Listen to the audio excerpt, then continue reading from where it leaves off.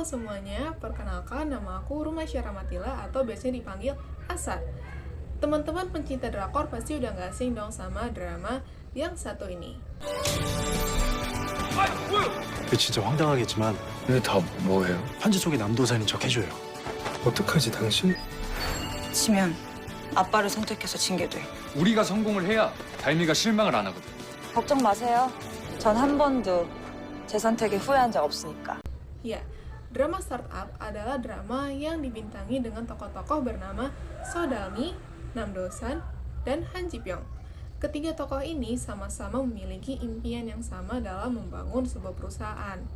Nah, tentunya nggak bisa dong ya kalau cuma sekedar mimpi doang. Kita juga perlu yang namanya rencana-rencana yang jelas. Nah, rencana yang jelas ini termasuk salah satunya rencana keuangan, yang mana di dalam rencana keuangan itu ada yang namanya penganggaran. Apa sih penganggaran itu? Simpelnya, penganggaran itu ya rencana keuangan, yang mana isinya berapa banyak uang yang kita miliki, kemudian kira-kira uangnya bisa kita pakai untuk apa aja, dan berapa banyak uang yang bisa kita habiskan. Penganggaran itu juga sama kayak peta. Kalau semisal kita jalan nggak pakai peta, kita bisa jadi nggak tahu arah, ataupun kita nyasar. Nah, begitu juga sama perusahaan. Perusahaan kalau nggak punya anggaran, mereka jadi nggak bisa mengatur uang dengan baik. Alhasil, perusahaan bisa berhenti di tengah jalan. Teman-teman kalau udah nonton Startup, ingat nggak sama adegan yang satu ini?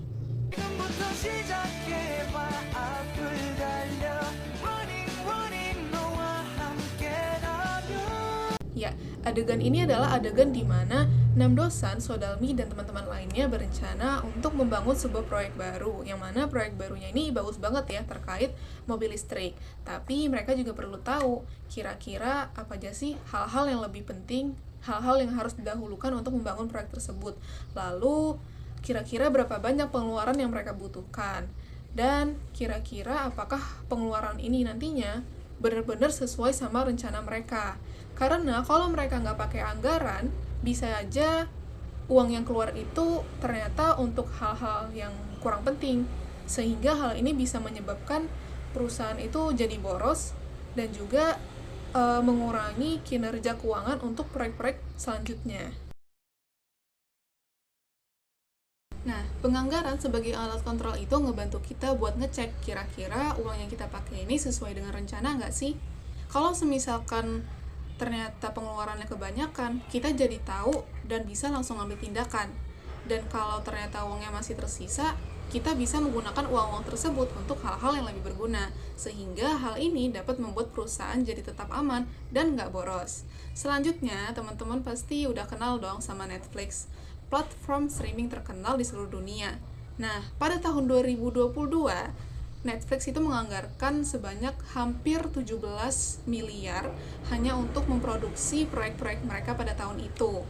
Nah, tentunya Netflix ini melakukan penganggaran. Dan sebelum mereka melakukan penganggaran sebesar hampir 17 miliar itu, mereka juga sudah merencanakan hal ini dengan matang, sehingga pengeluarannya mereka itu nggak sia-sia gitu.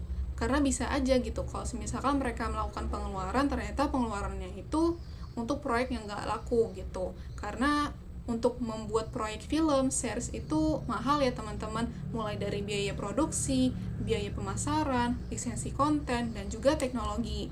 Nah, karena Netflix menggunakan anggaran ini sebagai alat kontrol, sehingga Netflix ini bisa tetap tumbuh dan bersaing dengan platform streaming yang lainnya. Oke, jadi teman-teman, anggaran itu benar-benar penting banget ya buat suatu perusahaan pastinya untuk menentukan atau untuk meraih atau mencapai impian mereka. Dan mungkin bukan cuma buat perusahaan, untuk diri kita sendiri pun juga sangat berguna dalam mengatur keuangan kita. Karena ketika kita ingin mencapai sesuatu, mimpi aja nggak cukup, kita perlu rencana-rencana, termasuk salah satunya rencana keuangan. Terima kasih sudah menonton, sampai jumpa!